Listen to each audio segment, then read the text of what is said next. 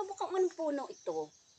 Ito yung ano, parang yung mabango ang bulaklak. Parang ano bang tawag nga doon? Ilang-ilang. Yun nga, ilang-ilang. Kanina pa kayo? Oo, kanina pa. Dadaya nito mga ito, hindi ako inintay. Ay, saan Ang ka ba pagod galing? maglakad mag-isa.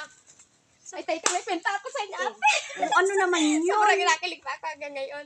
Nung isang araw, may nakilala akong lalaki. Oh, Gwapo. talaga? Sana all. Sobrang macho, ate. Hindi ka makapaniwala. Ay, gusto sa akin. Wow! Sana kung makakapag-asawa ka rin sa wakas. Niregaluhan ako ng bulaklak at saka chocolate. Wow, sana all. Ay, yung bulaklak ay inamoy kang baga.